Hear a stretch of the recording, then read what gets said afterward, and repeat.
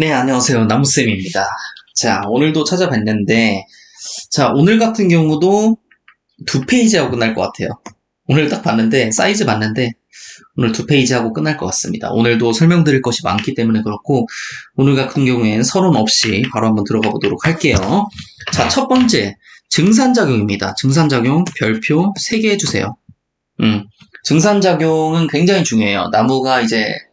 나무가 살지 못해요. 증산작용 못하면 일단 살지 못하고, 나무에 너무 중요한 이런 생리작용들, 대사들, 이런 거를 이제 주로 증산작용을 통해서 에너지를 얻고 에너지를 방출하고 이런 식으로 진행이 되기 때문에 굉장히 중요하다고 볼 수 있습니다. 이 증산작용이 어떻게 일어나는지 한번 봐볼게요.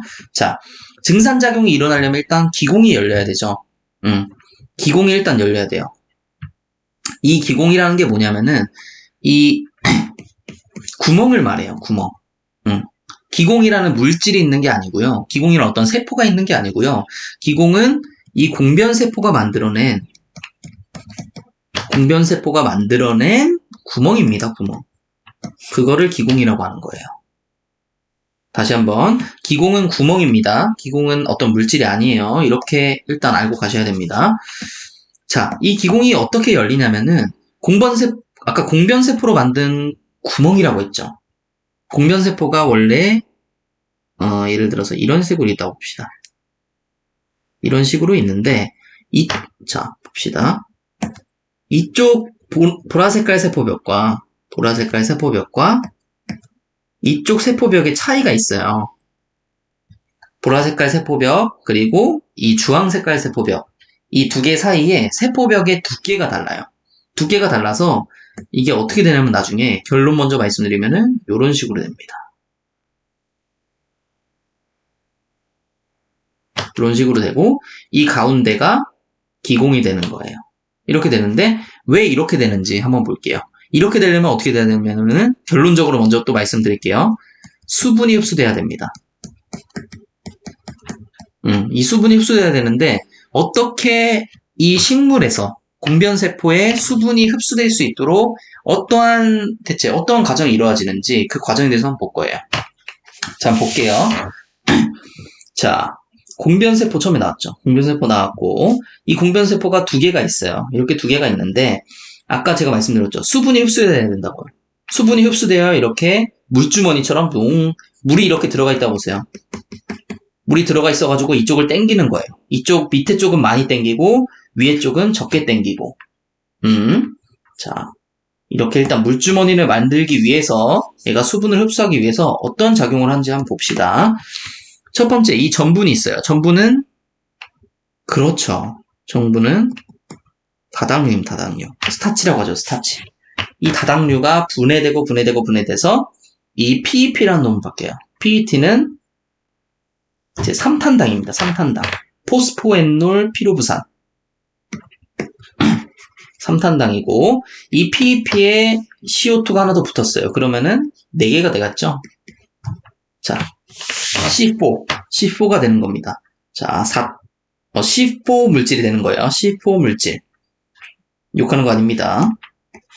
C4 물질이 되는데, 이게 OAA, 아마 엄청 많이 보시게 되실 거예요. 옥살아세트산이라고 있어요. 옥살아세트산. 식물체에서 정말 많이 이용하는 물질이죠. 옥살아세트산 C4입니다. C4. 이 C4인 놈이 있는데, 자, 요게 뭘로 변환이 되냐면은, 이 말릭산으로 변환이 됩니다. 말릭산. 자, 말릭산이 변환이 되는데, 요거를 이해하려고 하지 마세요. 이걸 이해한 사람은 없습니다. 이걸 이해한 사람은 없고, 이거를 발견한 사람만 있어요. 식물 전체가 그래요. 이걸 이해한다는 것 자체가 일단 말이 안 되는 거죠. 우리는 이 과정을 관찰해서 지금 이 책에 담고 제가 이제 말씀을 드리고 하는 거기 때문에 이 과정은 이해하시는 게 아닙니다. 발견이 된 현상이에요. 자, 이 옥살아세트산이 이 말릭산이 되고, 이 말릭산이 어떻게 되냐면은 말레이트라는 게 되는데, 이 말릭산에서는 없던 말레이트에는 음전화가 흐릅니다. 음전화. 이게 굉장히 키포인트예요. 음전화가 흐르는데, 이게 왜 키포인트냐면은, 보세요. 자, 음전화가 흐르는데, 이 음전화가 있음으로 인해서 이 플러스들이 들어가야 돼요. 플러스가 들어가야 되는데, 뭐가 들어가냐면은, 이 칼륨들이 들어갑니다. 칼륨은 무슨 역할을 해주냐면은 우리의 세포의 농도를 조절해 준다고 보시면 될 것 같아요. 칼륨은 이 농도를 조절해 주는 놈인데 이 농도를 조절해 주는 이 칼륨이 들어갑니다. 자, 마이너스가 있으면은 당연히 플러스가 있어야 돼요. 왜냐하면은 세상의 모든 것들은 다 중성을 이루려고 합니다. 중성을 이루지 못한 것들을 이제 우리는 불완전하다고 해요. 불완전하다고. 지금 이 마이너스만 있는 상태는 굉장히 불완전한 상태예요. 불완전한 상태인데 플러스 하나가 이제 와줘야 돼요. 이 마이너스에 플러스가 와줘야 되는데 그 누가 오냐면은 칼륨이 옵니다. 칼륨이 오면 근데 어떻게 된다고 했어요? 우리가 농도가 짙어진다고 했죠. 농도가 높아진다고 했어요. 농도가 높아지면 우리 뭐라고 했습니까? 삼투 포텐셜 저번 시간에 배웠죠. 삼투 포텐셜이 낮아지죠. 삼투 포텐셜 낮아지면 어떻게 돼요? 물이 수분 포텐셜이 높은 곳에서 낮은 곳으로 흐르기 때문에 물이 또 들어간다고 했잖아요. 이렇게 물을 들어가게 하는 거예요. 이렇게 물주머니를 만드는 거예요. 이렇게. 이게 좀 이해 가셨죠? 칼륨을 들여보냄으로 인해서 수분 포텐셜을 높이고 수분 포텐셜이 높아진다는 것은 삼투 포텐셜이 낮아진다는 거기 때문에 수분 포텐셜은 높은 곳에서 낮은 곳으로 가기 때문에 물이 여기로 간다. 물이 이 공변세포로 간다. 이렇게 보시면 될 것 같아요. 자, 오른쪽은 그 부분을 써놓은 겁니다. 지금 이렇게 된 부분을 써놓은 건데 사실 가장 좋은 거는 이렇게 이 글자를 외우시는 거는 정말 좋은 방법이 아니에요. 이런 과정을 자기가 예를 들어서 지금 수업 들으시면 다 운전하실 거 아니에요. 웬만하면. 아니면 기차를 탄다든지. 이동하시면서 아마 이 강의를 들으시는 분들 굉장히 많으실 텐데 이동하시면서 이걸 한번 생각해 보는 거예요. 더 중요한 게 뭐냐면은 멈추세요. 제 강의 멈추시고 이 과정 한번 머릿속으로 한번 복기해 보세요. 다시 한번. 그게 가장 좋은 방법입니다. 가장 좋은 방법이고 이 글자를 이거 쭉쭉쭉 햇빛을 받으면서 한 변하고 바뀌고 이런 거 별로 제 생각엔 그렇게 좋은 방법은 아닌 것 같아요. 자, 어쨌든 여기 밑에 부분 한번 보겠습니다. 다시 한번. 기공은 수분을 흡수하게 되면 늘어나며 공기 진출로로 만든다. 안쪽 A의 세포벽이 바깥쪽보다 더 두껍다. 이 부분을 알고 가셔야 됩니다. 자, 이 A의 세포벽이 여기보다 더 두꺼워요. 그래서 물을 머금어도 여기는 이 정도밖에 안 늘어나고 얘는 이 정도 늘어나는 겁니다. 이게 굉장히 중요한 거예요. 이걸로 인해서 기공이 생긴다고 보셔도 무방합니다, 사실. 물론 물이 들어야 되긴 하지만. 자, 그리고 수분 부족 시에는 앱시스산이 중간 역할을 하여 칼륨을 기공에서 나가게 하여 폐쇄를 시킨다. 네. 왜냐하면은 수분 부족 시에는 우리 기공이 열려야 돼요? 닫혀야 돼요? 수분이 부족할 때는 기공이 닫혀야 됩니다. 왜냐하면은 이 기공으로 수분이 나가잖아요. 수분이 못 나가게 이 기공을 아예 다 닫아버려야 돼, 이렇게. 닫아버려야 되는데 이미 칼륨이 좀 많은 상태다. 그럼 어떻게 하냐면은 이 앱시스산이라는 요 호르몬이 작용을 합니다. 여기 작용을 해가지고 칼륨을 나가게 해요. 요 정도까지만 알고 계세요. 네. 다음 넘어가 보겠습니다. 오늘의 마지막 페이지. 벌써 마지막 페이지 왔어요. 두 번째 페이지인데. 자, 기공에 영향을 주는 요인 뭐가 있냐? 기공을 열게 또는 닫게 하는 요인에는 뭐가 있냐? 첫 번째 햇빛. 햇빛은 전광이 이제 전체 햇빛이고 제가 이게 맞는지 모르겠는데 햇빛이 한 10만 룩스 정도 되는 걸로 알고 있어요. 10만 룩스 정도 되는 걸로 알고 있고 이거의 1000분의 1이니까 100룩스 정도네요. 100룩스 정도. 100룩스에서 하여튼 요 정도 30분의 1만 주어지면 충분히 열린다.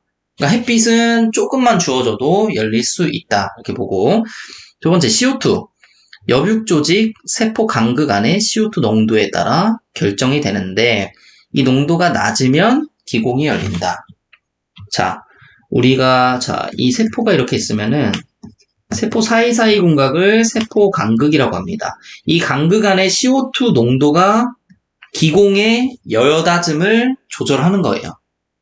다시 한번 이 세포 안의 CO2 농도가 아니고 이 세포 간극 안의 CO2 농도가 기공의 여닫음 이거를 조절을 하는 겁니다. 그래서 이게 낮으면은 여기에 세포가 CO2 농도가 낮으면은 CO2를 흡수하기 위해서 기공이 열리고 세 번째 온도가 높아지면 기공이 닫히는데 그쵸. 온도가 높아지면 기공이 닫힙니다. 온도가 높아지면 최대한 몸을 사려야죠. 식물도 몸을 사려야 돼요. 자, 두 번째, 증산에 대한 추가적인 내용. 아까 증산에 대한 말씀드렸지만 또 추가적인 내용이 있어요. 자, 일반적으로 침엽수는 단위 연면적 단 증산량이 화렵수보다 적지만, 그쵸. 침엽수는 잎이 이렇게 생겼고, 화렵수는 잎이 뭐 이런 식으로 생긴 애들 있잖아요. 이렇게 생긴 애들이 있는데, 당연히 여기가 증산량이 적겠죠. 적지만, 우리 우리 잣나무보다 어떻게 돼 있습니까? 5개씩 있죠? 네. 염량이 더 많기 때문에 전체적으로 보면 거의 같은 증산량을 보인다고 해요.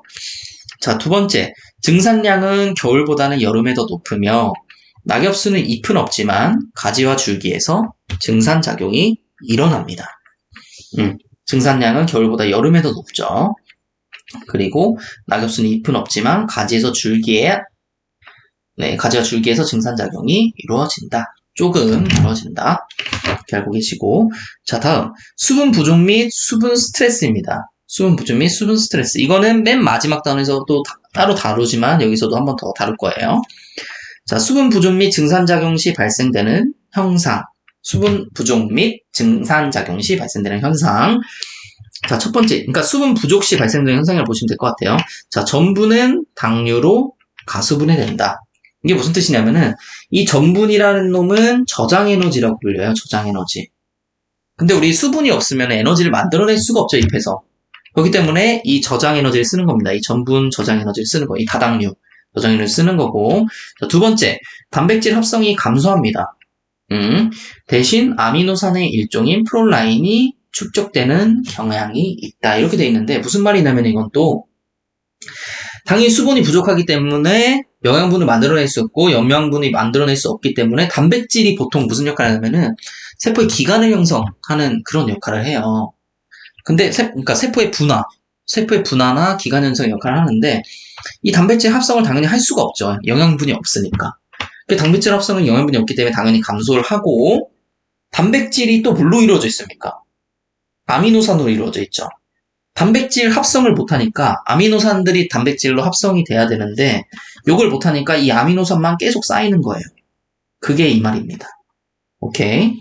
아미노산 일종이 프롤라인 축적되는 경향이 이거고. 세 번째, 증산작용이 아침에 시작되면 나무 위쪽부터 수분이 없어지므로 수간의 직경이 위에서부터 줄어들기 시작한다. 라고 되어 있어요. 증산작용이 아침부터 시작되면 나무 위쪽부터 수분이 없어지므로 수간의 직경이 위에서부터 줄어들기 시작한다. 뭐 극단적으로 말하면은 이렇게 된다는 거예요. 네. 자, 네 번째. 뿌리에서는 수분 스트레스 시 가장 먼저 회복된다. 또한 뿌리에서는 식물 호르몬 사이토키닌이 합성되어 줄기로 이동하는데 수분 스트레스를 받으면 사이토킨이 합성량이 감소되면서 대신 앱시스산이 증가한다. 이 앱시스산 같은 경우에는 수분 스트레스 호르몬이라고도 불려요. 그래서 수분 스트레스 받을 때는 이 앱시산은 어디에서든 증가를 하고 뿌리에서는 이 사이토키닌이라는 또 호르몬을 합성을 하는데 이 사이토키닌은 뭐 생장을 촉진하고 뭐 노화를 방지하고 이런 역할을 많이 하죠. 이런 역할을 하는데 수분 스트레스 받으면 얘도 합성이 감소한다는 겁니다. 생장을 촉진할 필요가 없죠. 영양분이 없는데 뭐 생장을 하지를 못하는데 어떡합니까? 자, 다음 4. 내건성에 대해서 말씀드릴게요. 내건성이 뭡니까? 건조에 버티는 정도. 건조에 얼마나 내성이 있는지. 이 건조 저항성을 말하는 거고 저수 조직을 가지고 있어 증산량의 일부를 충당할 수 있는 것. 이 건조 저항성이 있다고 하는 거고요. 건조 인내성은 마른 상태에서 피해를 입지 않고 견딜 수 있는 능력. 이 건조 저항성은 이 저수 조직이 있는 놈이고 건조 인내성은 그냥 잘 버티는 놈 이렇게 이해하시면 될 것 같아요. 자, 오늘 강의는 일단 짧게 여기까지 진행하고요. 그 다음에 이제 무기염의 흡수와 수액 상승에 대해서 보겠습니다. 여기도 굉장히 중요한 부분이고 사실 수목 생략이 다 중요합니다. 다 중요하고 자, 일단은 오늘 여기까지 진행하고요. 오늘도 제 강의를 들어주셔서 정말 감사합니다.